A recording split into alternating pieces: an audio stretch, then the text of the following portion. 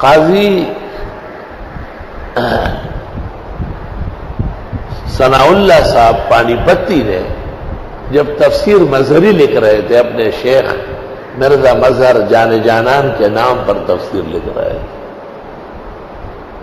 تو مرزا مظہر جان جانان کو کہا آپ بتائیں نا، آپ تو اولیاء اللہ میں سے، خضر زندہ ہے یا مردہ ہے؟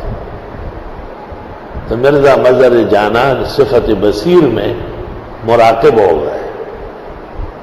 صوفیاء کا ایک تناؤ دور ہوتا ہے صفت بصیر سے، اور کافی دیر بعد ہوش میں آئے اور فرمائے میں نے خضر علیہ السلام سے ملاقات کی، میں نے ان سے پوچھا، انہوں نے کہا میں مر چکا ہوں لیکن میں مرے ہوئے لوگوں سے افضل ہوں۔ ہمارے ایک ساتھی تھے، وہ ڈیر خا جواب ہے کنڈورے پریشان حدیث سے ہوئی، میں ڈیر خا جواب بڑھتا ہوں۔ مطلب یہ کہ دنیاوی موت اگر آئی بھی ہے تو حق تعالی جل وعلا نے ان کو ایسی زندگی اور ضرورت حیات کی عطا فرمائی کہ گاہ بگاہ دکھائی دیتے ہیں۔ اس سلسلے میں چند واقعات مجھ پر گزرے ہیں، وہ آپ کو سنانا چاہتا ہوں۔ سب سے پہلے واقعہ یہ تھا کہ میرے جو بھائی زمین پر تھے، جو پہلے سے یہاں لوگ رہ رہے وہ جانتے ہیں، 2 سال پہلے 1 سال پہلے مر گئے، اس کو سانپ نے ڈسا تھا، اور ہم ایک جگہ لے جا رہے تھے جہاں پر سانپ کے ڈسے کو دم کیا جاتا ہے۔ میری والدہ صاحبہ بھی تھی، وہ بہت رو رہی تھی۔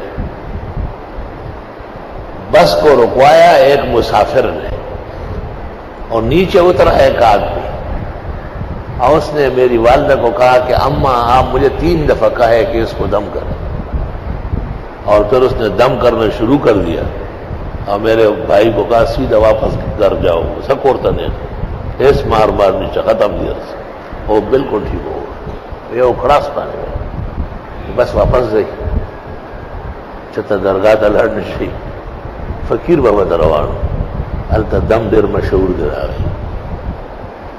یہ ایک واقعہ تو اس زمانے میں جب اسکول پڑھتا تھا، اور بھائی کو چونکہ سانپ نے ڈسا تھا، وہاں ایک مزار ہے فقیر بابا علیہ الرحمت، وہ عام مزار ہے، جیسے قبر ہوتی ہے، درخت کھڑے ہیں، وہاں ٹیلا میلا کچھ نہیں، کچی قبر ہے۔ ان کے جو بزرگ ہیں آس پاس وہ دم کرتے ہیں، اس سے آرام ہو۔ اس نے کہا پریدئی فقیر بابا نور فقیران نہ کھولے زئی کھولتا۔ دوسرا، یہ مینار ہم اس طرف بنا رہے تھے اور کنواں ادھر کھود رہے تھے، اور ہم بہت پریشان تھے۔ تو ایک آدمی آیا، مجھے کہتا ہے میں تمہیں جگہ بتاتا ہوں، یہاں کھودو میٹھا پانی نکلے گا،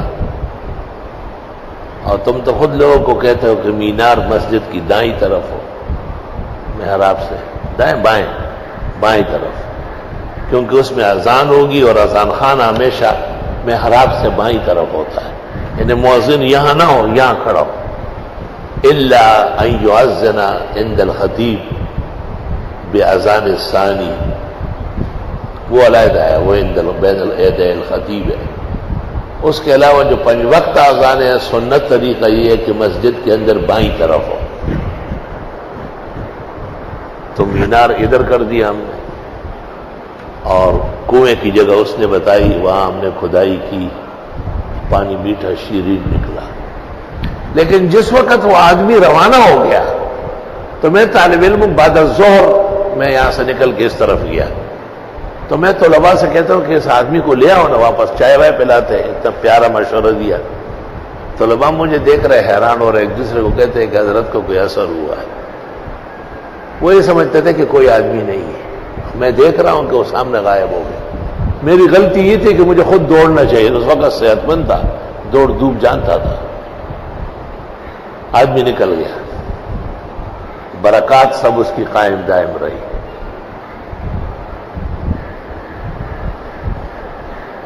ایک جگہ میں امام تھا، وہاں یہ زرگر برادری آباد ہے. ان کے کچھ لڑکے میرے پاس آئے کہ ہمارے والد صاحب کو 14 سال ہو گئے جو لیٹے ہوئے ہیں, پیشاب پاخانہ وہی کرتا ہے. پورے گھر میں انسانی غلاظت کی ایک تعفن ہے, اور میری والدہ تقریباً دیوانی ہو گئی خدمت کر کے, اور ڈاکٹروں کا کہنا یہ ہے کہ یہ بچے گا نہیں, اور اسی طرح 50 سال بھی رہ سکتا ہے لنگڑا شل ہو کر. ایسی کوئی تدبیر جائز ہے کہ یہ مر جائے؟ کوئی انجیکشن لگائے, دوا دے دے. میں رابعہ یا خامسہ بنوری ٹاؤن پڑھتا تھا اور بڑا حیران ہوا کہ ایسا فتویٰ بھی لوگ مانگ سکتے کہ باپ کو خود مارے اگرچہ بیمار ہے. میں نے کہا یہ میرا کام نہیں, میں تو استاد سے پوچھوں گا, وہاں جا کے بنوری ٹاؤن سے پتہ کروں گا. تو میری ایک عادت ہے کہ کچھ اور باتیں بھی کر لیتا ہوں. میں نے کہا کاش کہ کوئی دنیا میں قابل عامل ہوتا, اس کا کام تھا اس کو اٹھانا. جب علاج معالجہ کام نہ کرے تو عملیات کام دکھاتی ہے, لیکن افسوس کے عاملین میں انسان کا بچہ نہیں ہے اور سارے الو کے پٹھے. اس طرح کوئی دو چار برا بلا کہا. میں اس لڑکے سے بات کر رہا ہوں اور ایک مہمان آیا اور سامنے وضو خانے میں اس مسجد میں بیٹھ گیا اور وضو نہیں کر رہا ہے, مجھے دیکھ رہا ہے. جب وہ لڑکا نکل گیا تو وہ وضو کر کے میرے پاس آئے سے ہاتھ جھاڑتے ہوئے. مجھے کہتے ہیں کیا ہو گیا, بہت ناراض ہو؟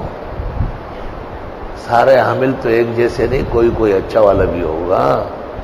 میں نے کہا کبھی دیکھا نہیں, دیکھوں گا تو معافی مانگوں گا, آئندہ ایسا کہوں گا ہی نہیں. اس لڑکے نے کیا کہا, میں نے تقریر کی, گھر معلوم ہے. میں نے کہا چند باتوں کی پابندی کر سکیں گے؟ میں نے کہا بالکل, جو آپ کہیں گے کروں گا. کہ پہلی بات یہ ہے کہ اس گھر میں جب جائیں گے, جب تک میں بیٹھوں گا اس وقت تک نہ کوئی چلے گا قدم لے گا, اور نہ کھانا پینا, نہ شربت, نہ چائے, نہ اس کا کوئی تذکرہ ہوگا. میں نے کہا میں ان کو پابند کر لوں گا کہ جب تک یہ مہمان آپ کے والد کو دم کر رہا ہے, خبردار کے کھانے پینے کا یا کوئی فرض آیا اور گیا. دوسری بات ہے کہ تم میرا نام پتہ نہیں پوچھو گے, مجھے کہہ رہے ہیں. تیسرا یہ کہ آپ وہاں بیٹھے رہیں گے, جب میں حدود سے نکل جاؤں گا تو آپ اٹھیں گے. تو مجھے کہا کوئی بے ادبی تو نہیں ہوئی, ان میں کوئی خلاف شرع بات ہے؟ میں نے کہا نہیں. تو قرآن شریف لے آیا, مجھے کہا اس پہ ہاتھ رکھ کے کہا ہے. جب قرآن شریف لے آیا نا تو میں نے پیشانی پیٹی. میں نے کہا سکھ صاحب اقتدار بلا شاید دیکھو پورا طاقت ہے وہ سر دیکھو کوئی دے رہا ٹول کار دے اس کا ہی اور زی وہ تڑا لگ گئی. اس قرآن پہ ہاتھ رکھے. میں نے ہاتھ رکھا. کائے کے لیے ہاتھ رکھا ہے؟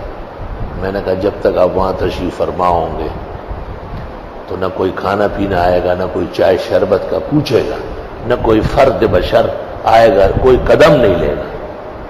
دوسرا یہ کہ میں آپ کے نام پتہ نہیں پوچھوں گا.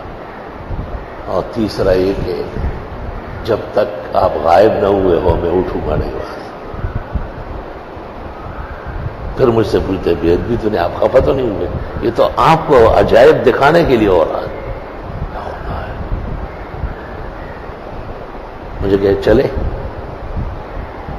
چلے. قریب جگہ تھی, 5-10 منٹ میں ہم وہاں پہنچ گئے. اس کے بیٹوں کو بلایا باہر. میں نے کہا اور کون کون ہے گھر میں؟ کہا امی ہے. میں نے کہا سب بات سنو میری. یہ ساری باتیں ان کو ایک ایک کر کے بتائی اور ہم اندر داخل ہو گئے. جب اندر داخل ہوئے تو وہ ایسے پنجوں پہ ہو گیا اور اس کو کہتے ہیں یہ کونا توڑو, یہ کونا توڑو. ہر کونے سے کمبل نکلتا ہے, اس میں سڑا ہوا گندا گوشت کا پھینکو باہر. اور جب میں نہیں دیکھتا ہوں تو میری طرف دیکھتا ہے ایسا. اور وہ شل جو پڑا ہوا تھا اس کو کہتے ہیں اٹھو اٹھو. 14 سال سے پڑا ہوا تھا. وہ اٹھا, کہا دیوار پکڑو, دیوار کے ساتھ ساتھ چلو. اٹھ گیا. جب دیوار ختم ہو گیا کہ خود چلو, روانہ ہو گیا. اس کے بیٹے کو کہا تولیہ, صابن, جوڑا لے جاؤ, کپڑا, مسجد میں نہلا کے اور 2 رکعت پڑھوا کے حضرت کی مسجد میں وہ یہاں لے آؤ. وہ چلا گیا. میں بیٹھا ہوا ہوں, یہ بھی بیٹھا ہے. 15-20 منٹ میں واپس آ گئے. مجھے کہتے ہیں کوئی طاقتور خیر کا عامل نظر آیا؟ میں نے کہا بالکل. میں رونے لگا. میں نے کہا آپ نے بہت زیادہ احسان کیا لیکن مجھے بالکل باندھ دیا. ایس جیسے بہت غلام آپ کے پیروں میں ہوں گے. یہ ایک تھوڑا ہی ہے, دیکھیں ذرا آپ دم میں نبھا دینا. وہ یہ ایک تھوڑا ہی ہے, ایسے خدا کے بہت بندے ہوتے ہیں. یہ آپ کو دکھانا چاہتا تھا میں. اور بس آخری مجھ سے ہاتھ ملایا اور میرا سینہ چوما اور مجھے کہا میرے سر پہ ہاتھ رکھو. کہا آپ درس حدیث دیں گے, تفسیر دیں گے. اس وقت کوئی اس قسم کا نظام نہیں. رابعہ کا طالب علم تھا. یا آپ مجھے یاد رکھیں گے, آپ زبردست حافظے کا مالک ہیں اور بہت فائدہ ہوگا امت کو. میں زار و قطار ہوتا ہوا وہاں کچھ بیٹھا رہا. پھر جب یقین ہوا کہ وہ نکل گیا, واپس آیا. شام کو دنیا جمع ہو گئی, جتنے لنگڑے ہیں کراچی کے پلنگوں میں ڈال کے لا رہا ہے. میں رکشا ہی منا خار بچو ماں سے ٹیکا اسی طرح سے بوڑھیانوں سے رکشے کی لڑ گئے پسراڑو. اس لیے مجھ سے تو ایک قابل قدر ہستی نکل گئی تھی. بہت غمگین تھا. استاد محترم مفتی ولی حسن نے کہا کہ میری بھی ایک بہت قیمتی خاتون بیمار ہے, سنا ہے آپ؟ میں نے کہا حضرت اس کا سننا ہی بھیانک ہے. میں کسی دن عرض کروں گا, مجھے معاف فرمائیں.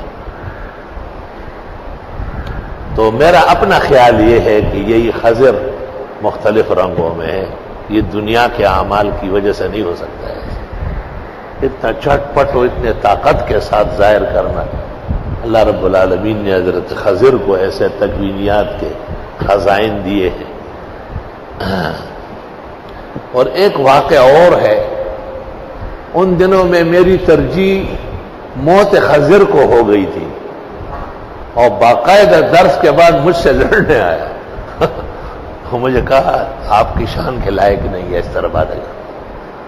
میں جی یہ تو میں نے بعض بزرگوں پہ اعتماد کیا, کل میں دوبارہ درس دوں گا اور حیات ثابت کروں گا. کہ آپ کے استاد میں کوئی ممات کا قائل تھا؟ میں نے کہا نہیں.